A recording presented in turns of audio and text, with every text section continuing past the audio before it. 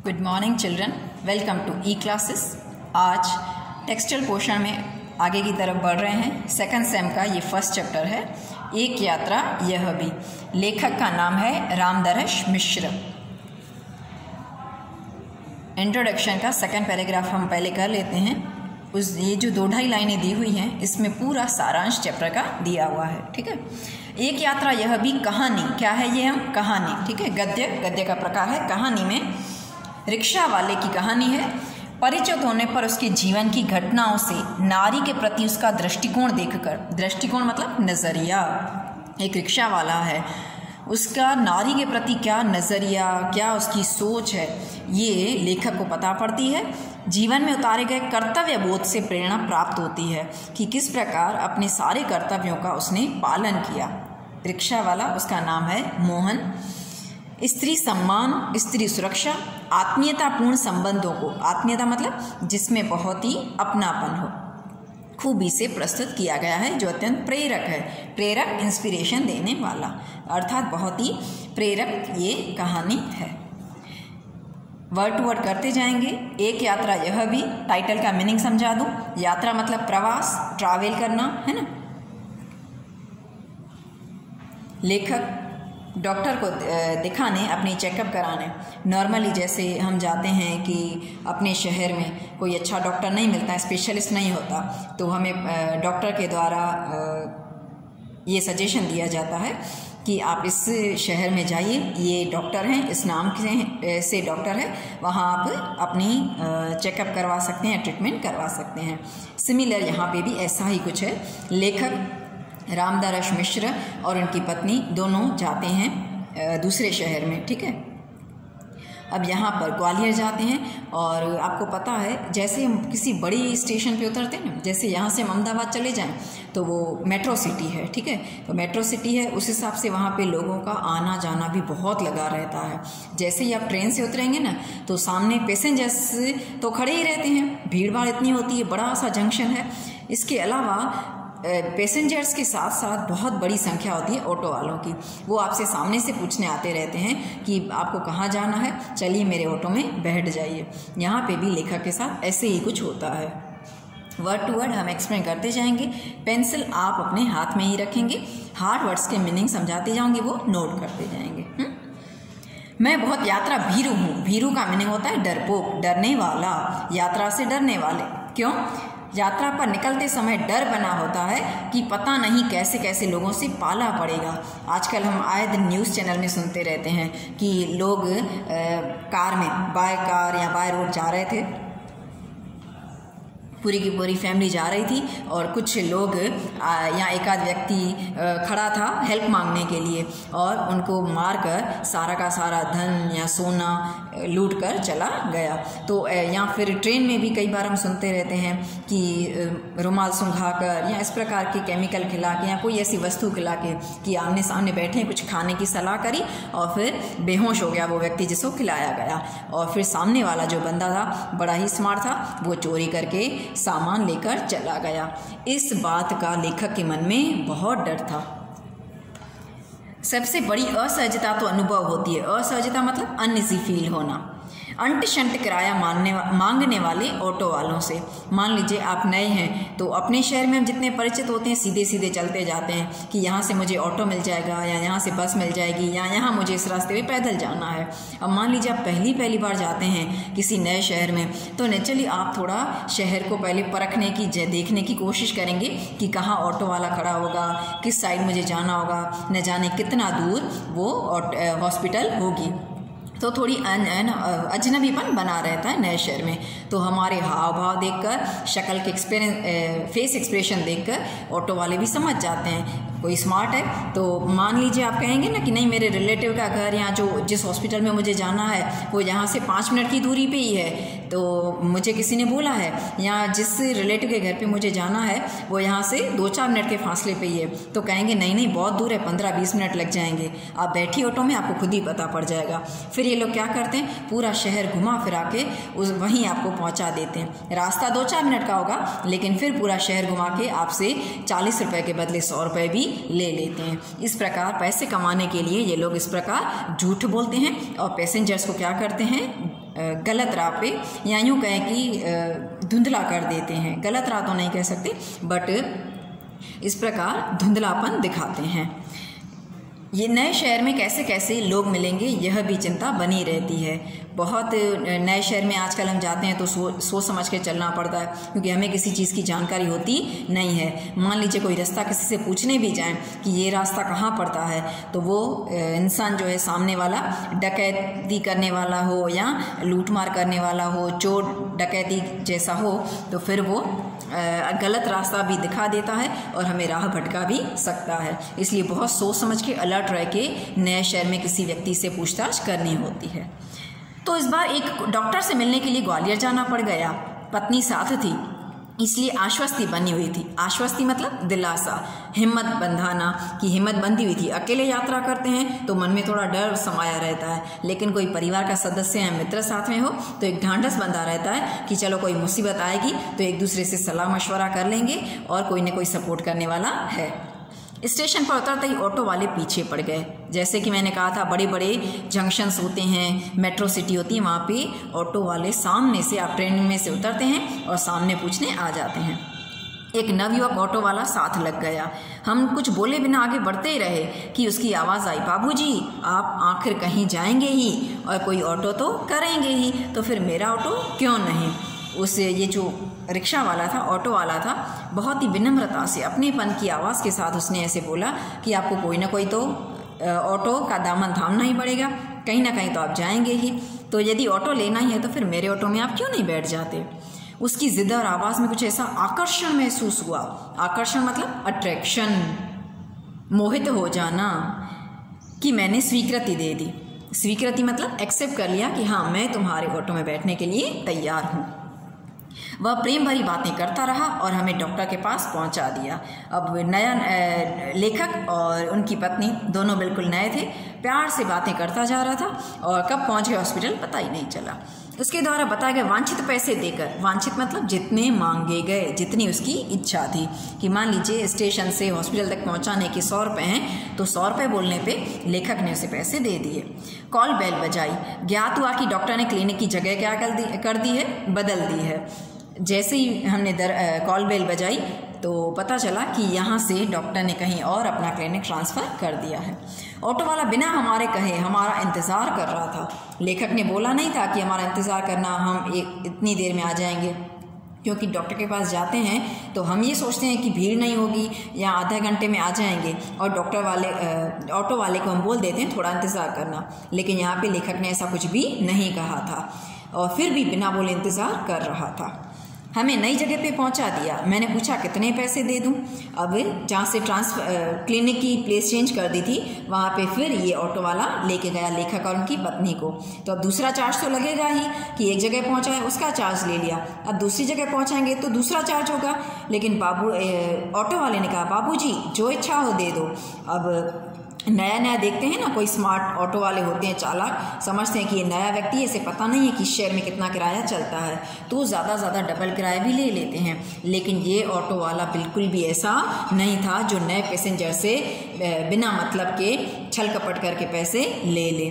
राह भटकाने वालों में से नहीं था। कहा जो आपको अच्छा लगे दे दो, मेरी तरफ से कोई बंधन नहीं है। वैसे डॉक्टर के घर से यहाँ तक का किराया तो अतिरिक्त हो गया ना। लेखक ने कहा कि एक बार आप छोड़ के आए, अब दूसरी जगह आप छोड़ने आए हैं तो इसका किराया तो ज़्यादा होगा ही, अतिरिक्त मतलब एक्स्ट्रा। उसने पूछा बाबूजी यहाँ से कहाँ जाएंगे आप। मैंने होटल का नाम बता दिया और कहा लेखक ने कि ये होटल का नाम है और हम यहाँ से पता नहीं कितनी देर लगेगी, तुम जाओ, हमें यहाँ देर भी लग सकती है, खोटा खोटा हमारा इंतज़ार ना करो व्यर्थ में। वह कुछ बोला नहीं। हम डॉक्टर के पास चले गए। घंटे भर बाद निकले। कितनी देर लग गई उनको? 1 घंटा डॉक्टर के पास। देखा तो वो वहीं खड़ा था। अब हमें महसूस होने लगा कि यह ऑटो वाला कुछ और है, मतलब कोई साधारण ऑटो वाला नहीं है। बिना बोले हमारा इंतज़ार करता रहा। पहली बार तो जब मिला तो बहुत ही प्यार और अपनेपन से उसने कहा कि बाबूजी आपको कहीं ना कहीं तो जाना ही है तो मेरे ऑटो में बैठ जाइए। दूसरी बार जब क्लिनिक जहाँ ट्रांसफ़र की है डॉक्टर ने, वहाँ पे पूछा कितना किराया हुआ, तो कहता है जो आपको अच्छा लगे दे दीजिए। तो ये साधारण या छल कपट करने वाले में से नहीं था ऑटो वाला। वह हमारे भीतर घर करता गया। भीतर मतलब अंदर, घर करते जाना मतलब दिल में अपनी जगह बनाता चला गया। ये सारे मुहावरे शब्द समूह आपके एक्सरसाइज में दिए होंगे, जहाँ चैप्टर कंप्लीट होता है आप उसका मीनिंग लिखते जाएंगे और अपने नोटबुक में भी नोट करते ही हैं, जैसे कि आप हर बार करते ही आए हैं फर्स्ट सेम में, है ना। और अभी मीनिंग समझाती जा रही हूँ, अलग से इसका वीडियो नहीं आएगा शब्द समूह और मुहावरे का, क्योंकि चैप्टर और पोएम एक्सप्लेन करते वक्त साथ में ही समझाती जाती हूँ। तो आप इनका मीनिंग लिखते जाएंगे। होटल पर छोड़कर उसने पूछा फिर कब आऊँ। कहा कि आपको होटल पे तो छोड़ रहा हूँ, फिर कब आऊँ लेने। यानी लेखक ने पूछा यानी आप शहर में घूमेंगे फिरेंगे तो सही ना, आपको जहाँ जाना होगा आपको लेके चलूँगा। वैसे यहाँ कब तक हैं, अर्थात कितने दिन रुकेंगे यहाँ पे। कल शताब्दी से लौटेंगे। शताब्दी ये ट्रेन का नाम है। कहा कल हमारी रिटर्न की टिकट है, कल हम लौट जाएंगे। तो आपको घुमाने के लिए कब आऊँ। भाई आज तो थके हारे हैं, आराम करेंगे, कल घूमेंगे। कहा कल ट्रेन है, तो आज थके हारे हैं, पूरा दिन सफ़र में ही चला गया। फिर डॉक्टर के पास गए, कल सुबह घूम लेंगे। ठीक है बाबूजी, यह मेरा मोबाइल नंबर है, मुझे फ़ोन करके बुला लीजिएगा। अरे तुमने अपना नाम तो बताया नहीं। क्या नाम था उस लड़के का। मोहन। मोहन अच्छा नाम है। दूसरे दिन घूमने का कार्य शुरू हो गया, अर्थात टाइम पर लेखक ने भी फ़ोन कर लिया होगा और वह पहुंच गया घुमाने के लिए लेखक और उनकी पत्नी को। वह बहुत प्रेम से एक के बाद एक स्थान दिखाता जा रहा था। मुझे क्या कहता, बाबूजी अर्थात लेखक को, और पत्नी को क्या कह के पुकारता, अम्मा नाम से संबोधित करता रहा। घूम घुमा के होटल पर लौटे तो चाय पीने के लिए उसे भी कमरे में बुला लिया। अब हमारे भारत में, हमारे समाज में एक रिवाज है, कहीं से भी घूम के आए, शॉपिंग करके आए ना, तो थकान उतारने के लिए हम क्या लेते हैं, एक कप चाय का तो अवश्य पीना पसंद करते ही हैं। तो लेखक और उनकी पत्नी ने कहा कि अब हम जाके चाय पियेंगे और तुम भी हमारे साथ चलो, हमारे साथ बैठ के चाय पी लेना। वह बहुत संकोच के साथ आया। संकोच मतलब शर्म के साथ, हिचकिचाहट के साथ, आना नहीं चाहता था, लेकिन लेखक और उनकी पत्नी ने फोर्स किया तो आ गया।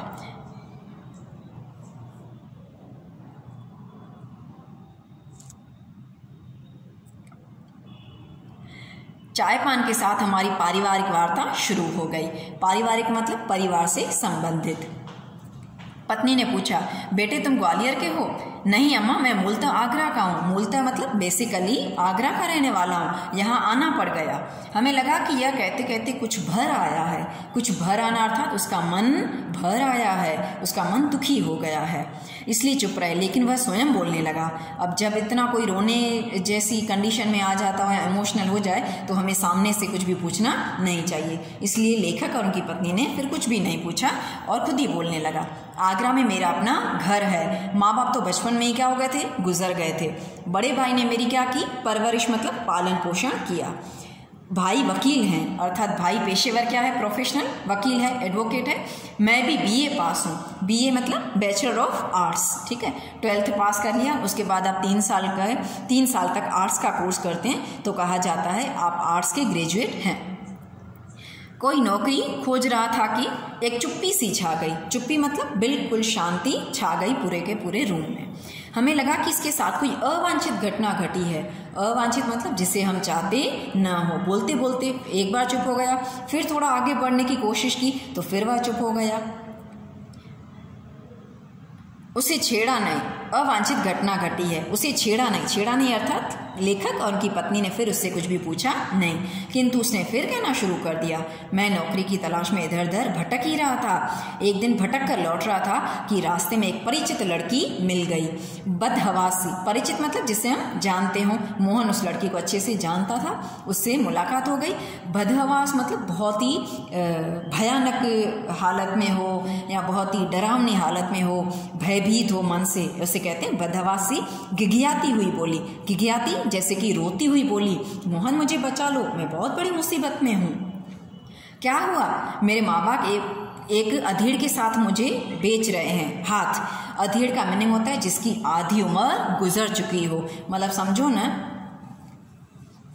40-50 के आसपास तो उस व्यक्ति की उम्र क्या हो चुकी थी, निकल चुकी थी। ऐसी लड़की का विवाह, उस लड़की का विवाह जो है उसके माता पिता किससे साथ करवा रहे थे, बड़ी उम्र के, यहाँ समझो ना डबल उम्र का उसका व्यक्ति था। नॉर्मली हमारे समाज में क्या प्रथा है कि 2-3 साल 5 साल लड़का बड़ा होना चाहिए और लड़की छोटी होनी चाहिए, लेकिन ये लड़का 5-6 साल नहीं, बल्कि लड़की मान लीजिए 20 साल की थी तो लड़का तो कम से कम 45-50 पार कर चुका था। ऐसे के साथ बेच रहे हैं। मैं कुएं में गिरकर जान दे दूंगी किंतु उस खूसट अधेड़ के साथ जाऊंगी नहीं। खूसट मतलब खड़ूस और अधेड़ मतलब जिसकी आधी उम्र गुजर चुकी हो या काफ़ी बड़ी उम्र का व्यक्ति हो। मैं बहुत असमंजस में पड़ गया। असमंजस मतलब दुविधा में या सोच विचार में कंफ्यूज हो गया। क्या करूं, कर भी क्या सकता हूं। मुझे लगा कि स्टेशन चलना चाहिए। स्टेशन मतलब पुलिस स्टेशन, ठीक है।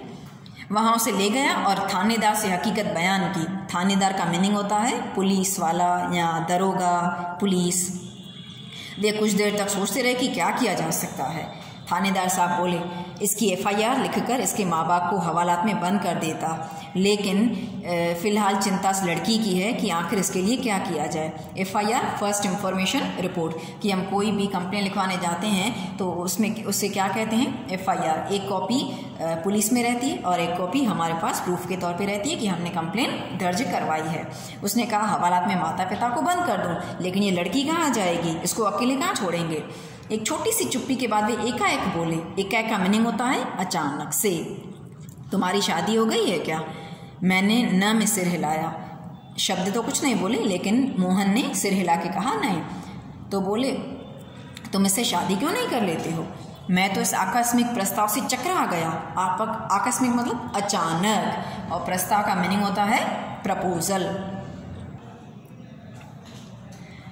किंतु कुछ पल बाद लगा कि इसमें बुराई क्या है। मैंने कहा, सर इससे तो पूछ लीजिए। कहा कि इसमें कोई बुराई नहीं है और इससे पूछ लीजिए क्या इसकी मर्जी है।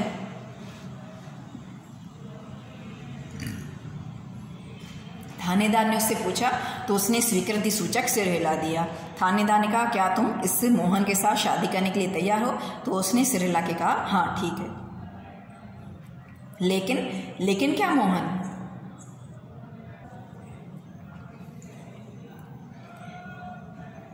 बाबूजी, लेकिन यह कि भाभी अपनी बहन से मेरी शादी कराना चाहती रही। बात तय हो चुकी थी। अब ये जो पूरी कहानी है ये मोहन थानेदार को बता चुका था, लेकिन ये अब जो उसकी आप बीती है उसके साथ जो घटना घट चुकी है ये लेखक और उनकी पत्नी को सुना रहा था कि मैं थानेदार मतलब पुलिस स्टेशन में रिपोर्ट लिखवाने गया, इस प्रकार मुसीबत आई कि माता पिता को हवालात में बंद करके रख दूं, लेकिन लड़की को कहाँ जाने दूं। तो उससे लड़की के साथ शादी करने में मुझे तो कोई दिक्कत नहीं थी, लेकिन मुसीबत ये थी कि मेरी सगाई तय हो चुकी थी, अर्थात मेरी शादी, मेरा रिश्ता तय हो चुका था। किसके साथ, मेरी भाभी की छोटी बहन के साथ बात तय हो चुकी है। फिर बाबूजी, मैंने सोचा भाभी जी की बहन से तो कोई भी अच्छा लड़का शादी कर लेगा, वहाँ कोई संकट नहीं है, लेकिन इस लड़की तो जिंदगी पूरी की पूरी खतरे में है, क्योंकि इस लड़की को यदि हमने छोड़ दिया तो क्या कर लेंगे इसके माता पिता, जबरन उस अधेड़ के साथ बेच देंगे। बेच देंगे का मीनिंग क्या होता है, हमारे समाज में आपने कई बार राजस्थान की घटनाएं सुनी हो, या बालिका वधू करके एक बहुत साल पहले सीरियल आती थी कलर्स चैनल पे, वो देखी हो, तो उसमें बाल विवाह तो ठीक है, लेकिन मान लीजिए गाँव में कोई ऐसा बहुत ही बड़ी उम्र का व्यक्ति है, या तो उसकी पत्नी छोड़ के चली गई है, या तो उसकी पत्नी की मृत्यु हो चुकी है, या फिर उसका विवाह हुआ ही ना हो, 3-4 रीज़न हो सकते हैं ना, और अब बहुत बड़ी उम्र का हो चुका है, लेकिन वह चाहता है कि मैं अपना परिवार बसाऊं। तो ये लोग क्या करते हैं, पैसा इनके पास कोई कमी नहीं होती, ज़मींदार हैं, ठाकुर हैं, चौधरी जाति के हैं, या किसी भी कास्ट के हैं, पैसे वाले हैं, बहुत अच्छे खासे खेत ज़मीन जायदाद हैं, तो सोचते हैं कि किसी गरीब परिवार की, गरीब किसान या मजदूर की लड़की हो वो मिल जाएगी। अब देखो लड़की वाले होते हैं ना, उनको बहुत चिंता होती है दहेज की। मान लीजिए किसान है, उसकी कम से कम 4 या 5 लड़कियां हैं, तो 4-5 लड़कियों का विवाह कराना, और गाँव में आपको पता है बहुत टिपिकल रीत रिवाज होते हैं हमारे गाँव में, है ना, कि लड़की को इतना सामान देना ही पड़ता है, इतनी दहेज में कैश रकम देनी पड़ती है, कपड़े लट्टे, सोना, बहुत सारी चीज़ें वगैरह। तो एक पिता गरीब है, मजदूर है या गरीब किसान है, छोटा सा खेत है, उसमें से इतनी सारी लड़कियों का विवाह कराना उसके लिए आसान नहीं होता। तो ऐसे गरीब किसान या गरीब मजदूर लोग क्या करते हैं, अपनी बेटी का विवाह बड़े घराने में कराने के लिए हाँ कर देते हैं कि चलो सामने पैसे हमको कुछ भी दहेज में मांग नहीं रहे हैं तो लड़की का घर बस जाएगा। और ये लोग दहेज में कुछ देना नहीं पड़ता, बल्कि सामने से लड़के वाले क्या करते हैं, इनको पैसा देते हैं। इसीलिए देखो एक सेंटेंस आया था, अगर आपने गौर किया हो, यहाँ पे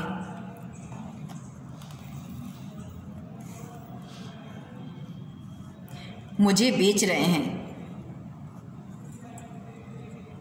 हाँ, जहाँ मैंने स्केल रखी है वहाँ पे देखिए एक छोटा सा सेंटेंस है, मेरे माँ बाप एक अधेड़ के हाथ मुझे बेच रहे हैं ना। भेजना या विवाह कराना अलग बात है, लेकिन बेचना मतलब सेल करना।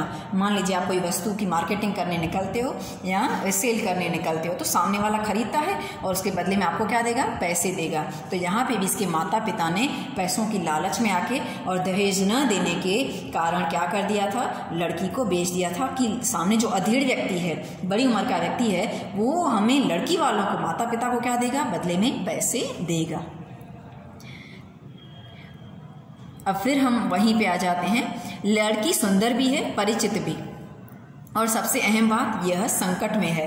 तो संकट में पड़ी हुई लड़की को हेल्प करना या जान बचाना मेरा कर्तव्य था, है ना। इससे विवाह करना प्रीतिकर होगा। प्रीतिकर मतलब प्यार भरा कह सकते हैं, और मानवीय मतलब जिसमें मानवता समाई हुई हो। लेकिन तो अभी यहाँ तक हम कर चुके हैं चैप्टर। आगे क्या रीज़न था कि उसकी शादी तो कर ली मोहन ने, आगे क्या घटना घटती है ये हम इस चैप्टर के पार्ट 2 में करेंगे। ओके बेटे, थैंक यू।